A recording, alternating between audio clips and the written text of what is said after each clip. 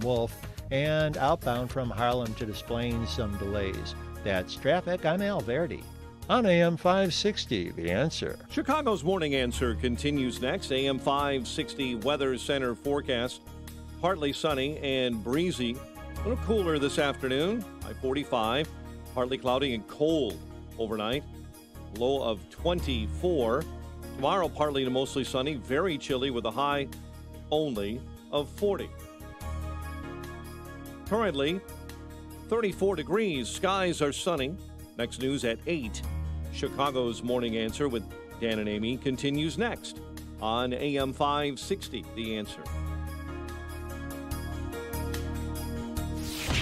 From the Matrix Home Solutions studios, this is Chicago's Morning Answer on AM 560, The Answer.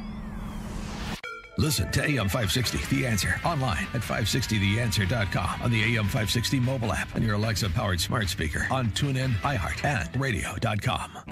If you're looking for the latest news, insight into what it means, and the sharpest opinion, there's only one station in Chicago where you can turn, and it's this one. We're AM 560, The Answer. Good morning, Dan, and in for MEJ this morning is John Anthony. Hey, hey. He is the host of Black and Right, Saturdays 1 p.m. on these very airwaves. And I love vintage rants that have present applicability. You ready? Against the backdrop of the latest soon-to-be proposed spending gambit by the Democrat Socialists and the Biden administration. This is from 2014. A former MEP from the UK, member of the European Parliament, Godfrey Bloom, in 2014, a touchdown ago, talking about politicians, central banks, spending. Sounds like a topic that would be applicable today, doesn't it? I'm a baby boomer. I was born just after the war. We've probably had the longest period of peace and prosperity globally, I would say, from that time. I've put a little bit of modest money away so I can hand something down to my family when I pass on, largely because I've never spent more money than I've earned, and I've been prudent, and I've worked moderately hard. Now, it always seems to me as a complete surprise to politicians how countries get in debt. Let me explain, because I don't think you really understand it. It's because politicians consistently spend more money than they raise in taxation, more money than they can possibly raise in taxation, most of which, in point of fact, they actually waste.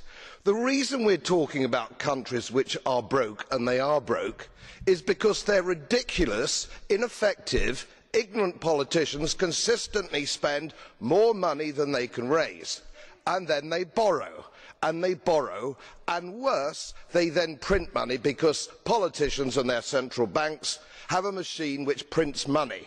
You do that as a private citizen, and it's a criminal offence. You would go to prison for doing that, and politicians and their central banks do it all the time. Let me explain to you that these countries are broke. And they're broke because of their own stupid leadership and politicians, and it's immoral to ask ordinary taxpayers of any country to pick up the tab for failed politicians and failed banks. They are defaulted, they're broke. For God's sake, let's all of us admit it. Wow. Refreshing. Yeah, when Brits get their ire up, it can be very colorful, as Godfrey Bloom was saying. He unfortunately left the MEP, I think, after he struck a journalist for some minor offense. Here's a story last year in America. Chapter 7 bankruptcies down 22%. Chapter 13 bankruptcies, individuals, down 46%. Chapter 11 bankruptcies, commercial, up 29%. Oh. Down 22, down 46 on the consumer and individual side, up 29% on the commercial side. But per MEP Bloom, who needs businesses when you've got the government printing press and modern monetary theory mystics to justify running 3 shifts on that press? And isn't that what we have? For more on the topic, pleased to be joined by Steve Moore, economist, Wall Street Journal columnist, Trumponomics author. Steve, thanks for joining us. Good morning, guys. Morning. So what's another $2 to $4 trillion for infrastructure on the pyre? God, I mean, this is really getting dangerous. That's why I'm glad you played that tape because, we started, I'll do the math for you very quickly. So we started the year with $1 trillion in the pipeline, remember, from the COVID bill that Trump passed right before he left office. So that was $1 trillion that had not been spent, was for 2021.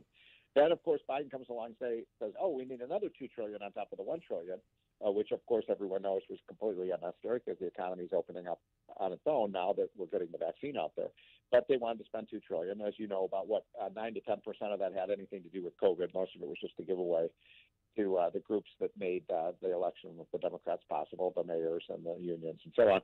And now they come along, and every time I don't even want to open the newspaper anymore or listen to the news because the price tag for this, quote, infrastructure bill keeps getting bigger and bigger. So it's going to be $1.5 trillion, then $2 trillion, then $3 trillion. Now I read yesterday in the Wall Street Journal, their new mantra is go big, right? So now they're saying $4 trillion, and so if my math is right, Ann and John, that's $4 trillion plus $2 trillion plus $1 trillion. That's $7 trillion. This is fiscal obscenity. What's going on here? These people are drunk with power. And by the way, the infrastructure bill is. Let's stop talking about this as an infrastructure bill. This has nothing to do with infrastructure. It is the Green New Deal. We used to laugh about this, right? We used to laugh at how completely absurd this was, and now they actually are going to implement this stuff. Do you guys remember Solyndra? Oh, yeah. Yeah, Solyndra was that just so for people who might not have heard of this before, this was we've gone through this before under Obama. Remember, he was going to do all the green stuff, and we're going to have all the shovel-ready green projects. And so we gave $500 million to Solyndra. By the way, that's a rounding error in what Biden is spending, but $500 million is still a lot of money. And it never produced a single kilowatt of electricity. The company went bankrupt, but the people who owned it walked away with $500 million of taxpayer money, and we got fleeced. And I guarantee you, if we do this bill, you're going to not have one Solyndra. You're going to have hundreds of Solyndras with people with boondoggles that the government invests in. One other quick thing. Have you heard this new term that the left is using? They're so good with their rhetoric. They call it social infrastructure. Have you heard that term? Mm-hmm. Sure. Yeah. You know what? I had never heard it before until 2 days ago. In fact, I was on a Fox show, and the guy who was debating said, "There's a lot of money for social infrastructure." I'm like, what is that? Oh, it's daycare. Yeah. It's it's basically income transfer programs, which we used to call entitlements and welfare. They are now calling that social infrastructure. So I would guess maybe 20% of the money in this bill is actually infrastructure, bricks and mortar stuff. But before you even get into the contents of what he proposes today, I mean, just sort of fundamentally on a very simple level is something that's just so telling about the D.C. culture. Biden's $3 to $4 trillion infrastructure plan, to be announced Wednesday, will be financed by 4 tax increases worth about $1.8 trillion. $3 to $4 trillion we're going to spend. We're going to finance it with $1.8 trillion, and that's just reported, matter of factly. Like there's nothing hanky about that. There's nothing, like Monty Python silly about that. Well, the tax increase is. We're not clear yet whether they're going to try to pass those together or a separate bills. But yeah. 1.8 trillion doesn't add up to 4 trillion, right? Right. Common Core the does. greater sign, the alligator's mouth goes in the direction of the 3 trillion. Yes, right. Exactly. But look, the tax increase is the worst part of this. I mean, it basically raises our tax on small businesses. It raises tax on American corporations. One of the things I was proud of is, we talked, Dan, you and I talked for years and years and years about this, about how our corporate tax was completely out of whack with the rest of the world.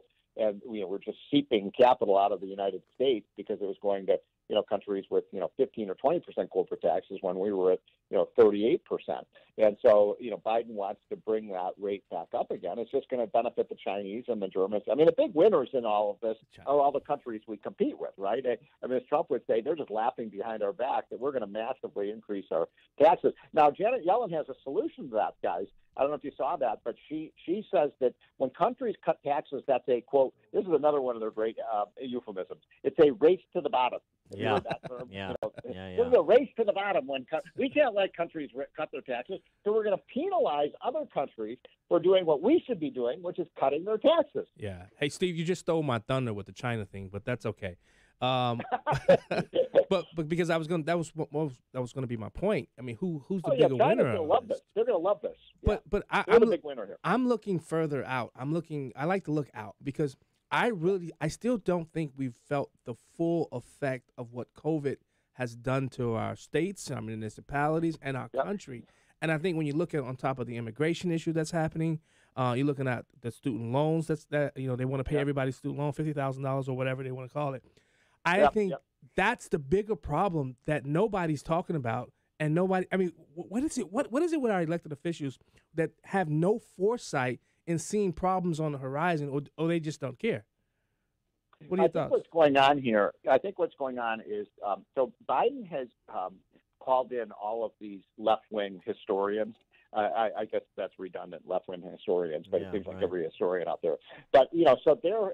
If you do look at like the ratings, that's always annoyed the hell out of me. But if you look at the ratings of the great presidents, according to these quote historians, it's always like Woodrow Wilson, FDR, LBJ, all the presidents who massively spent money and bankrupted their country. One of the greatest myths. I know this is a sidetrack, but I got to say this. Probably the single greatest myth that has endured now for nearly 100 years is the mythology that the New Deal was some kind of success. Yeah, it wasn't a success. We had 15% unemployment for the first 8 years FDR was in office. That would be like if we had a 15% unemployment rate, 8 years from now. We said, oh boy, thank God Joe Biden came in. He really saved the day. And so I don't know how that myth started, but historians and sociologists and most university professors love big government. So they came into Biden and said, Joe Biden, do you want to be a great president? And he nodded his head, and they said, okay, spend and spend and spend and borrow and borrow and borrow, and we'll rank you one of the great presidents of all time. Now, I happen to think, my favorite presidents are presidents like Grover Cleveland and Calvin Coolidge and Ronald Reagan, who cut the budget, not increased it. But that's what we're up against. So Biden thinks he's going to go down in history as one of the greatest presidents. We're going to put him on Mount Rushmore because he bankrupted our country. That's right, because we mythologize government expansion and we demonize people spending their own money. And part of it is to rinse and repeat the facts, the truth, a lot more than we do. For example, on this matter of taxation, since they run around saying, 80% of the benefit of the Trump tax cuts went to the top 2%. That's just a lie. That is untrue. In point of fact, when you put this in context, lowest income workers benefited the most on a percentage basis through the 9% growth in their wages and the 3.5% unemployment. The combination of the two, low income workers benefited the most.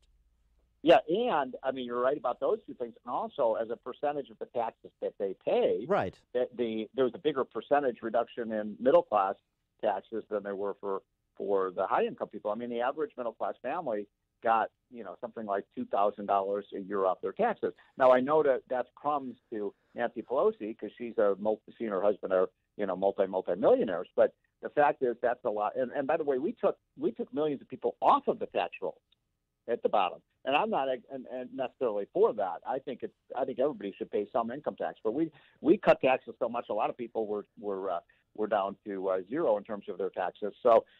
I'm frustrated. I mean, I think there's a very dangerous moment for our country, and I hope Democrats who are, I have Democratic relatives in the Chicago area who listen to your show, Dan, who voted for Biden, and I think they're in shock I mean, I don't think anybody knew we were going to get this. Well, did you? Well. I mean, they tell it. I mean, I don't know when Comrade Bernie is running around saying $35 trillion Green New Deal. I'm like, but they're probably pretty serious about it. And since it's Bernie policies and Obama staffers, I think you could sort of anticipate what is coming to pass. The question is less about the Democrat socialists; they're gone, and more about if they name enough swimming pools and bridges after Susan Collins and Lisa Murkowski, do they get Republicans to flip?